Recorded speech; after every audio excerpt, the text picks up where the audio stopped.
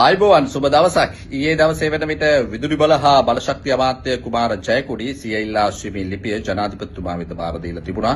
ජනාධිපතිතුමා විසින් ජනාධිපති කොමිෂන් සභාවක් පත් කරනු ලැබුවා. ගල් ලංගුරු මිලදී ගැනීම සම්බන්ධයෙන් අක්‍රමිකතාවයක් සිදු වී ඇද්දැයි සොයා බැලීම සඳහා මේ සමාජිකයන් 4 දෙනෙක්ගෙන් සමන්විත ජනාධිපති කොමිසමේ සමාජිකයන් 30 දෙනෙක් ශ්‍රේෂ්ඨාධිකරණ විනිසුරුවරුන් ලෙස ඔවුන් නම් කරලා තිබුණා.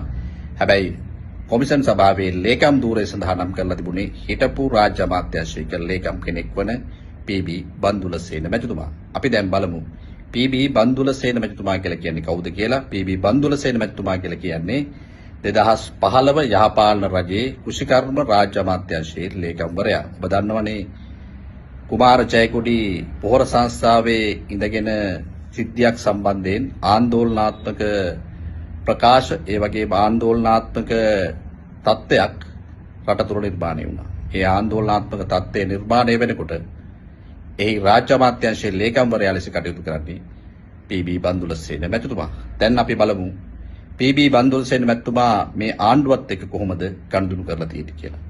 ඔබට පහතින් බලා ගන්නට පුළුවන් එතුමාගේ Facebook එකට ගියාම මාලිමා ආණ්ඩුව එහෙමත් නැත්නම් අනුර කුමාර ජනාධිපතිවරයා ජනාධිපති කරවීම සඳහා මොනතරම් දායකත්වයක් ඔහු දක්වලා තිබෙනවද කියලා. ඔහුගේ Facebook එක හරහා ඔහුගේ සියලු ක්‍රියාකාරකම් හරහා ජනතා විමුක්ති පෙරමුණ ඒ වගේම NPP ආණ්ඩුව අනුර කුමාර ජනාධිපතිවරයා ජනාධිපති වීම දක්වාම බොහෝ දේවල් සඳහා ඔහු අපකැපවීමෙන් වැඩ කරපු රාජ්‍ය නිලධාරියෙක්.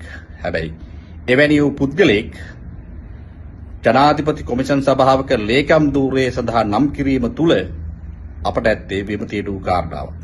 ඒකට ප්‍රධානම කාරණාව වන්නේ ජනාධිපති කොමිෂන් සභාවක් කියලා කියන්නේ අපක්ෂපාතී විනිවිදභාවයකින් තොරව විනිවිදභාවයක් ඇතුව වැඩ කළ යුතු තැනක් හැටියටයි අප ජනාධිපති කොමිෂන් සභාවක් ගැන අපි අහලා තියෙන්නේ. ජනාධිපති කොමිෂන් සභාවක් කියන්නේ අපක්ෂපාතී සාධාරණ විනිශ්චයක් ලබා දිය යුතු තැනක් බවටයි පත් විය යුත්තේ. හැබැයි Tamanගේ ආණ්ඩුව ගේන්න තමන්ව බලයට ගේන්න වැඩ කරපු කෙනෙක් මේ කොමිෂන් සභාවේ ලේකම් ධූරයට පත් කරගෙන දැන් මේ හදන්නේ මේ හිටපු අමාත්‍යවරයා කුමාර ජයකොඩිව නැවත වතාවක් හරි පුද්ගලයෙක් බවට පත් කරන්නද යන සැකය ඔබට අපට තිබෙනවා.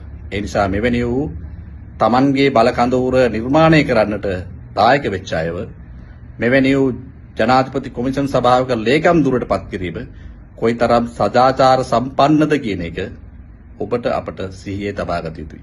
බොහොම ස්තුතියි.